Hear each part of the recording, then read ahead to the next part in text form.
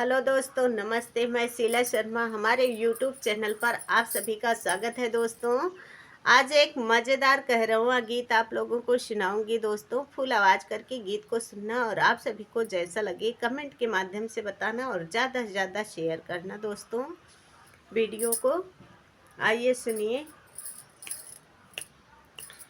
भारे पानिया न जाबैया मुँह न गहरी, भारे पानिया न जाबैया मुँह न गहरी, भारे पानिया न जाबैया मुँह न गहरी, भारे पानिया न जाबैया मुँह न गहरी।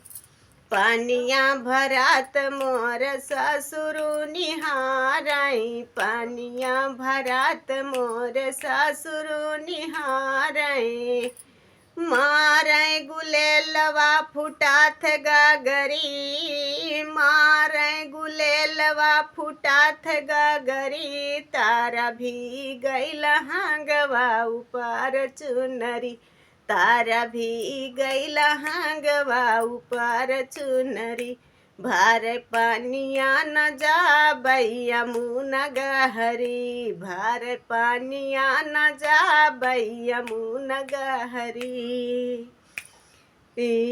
पानिया भरात मोर जेठवानी हारई, पानिया भरात मोर जेठवानी हारई, अरे मारै गुलेलवा फुटाथ गगरी, तारा भी गैल हंगवा ऊपर चुनरी, मारै गुलेलवा फुटाथ गगरी, तारा भी गैल हंगवा ऊपर चुनरी, तारा भी गैल हंगवा ऊपर चुनरी।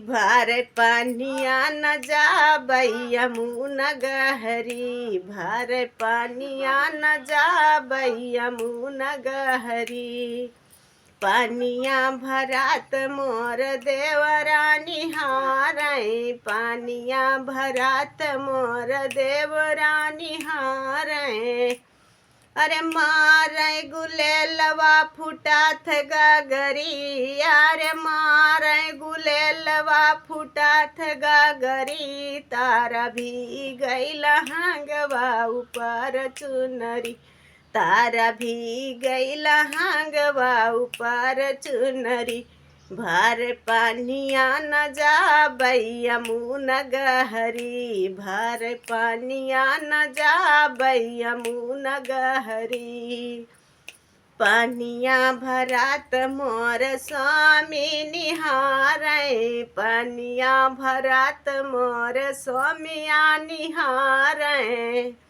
ए पानिया भरात मोर स्वामिया निहारई, मारै गुलेलवा फुटाथ गगरी, तारा भी गैल हंगवा ऊपर चुनरी, मारै गुलेलवा फुटाथ गगरी, तारा भी गैल हंगवा ऊपर चुनरी, भार पानिया न जाबैया मुँह न गहरी, भार पानिया न जाबैया मुँह न गहरी, भार पानिया न जाबैया मुँह न गहरी।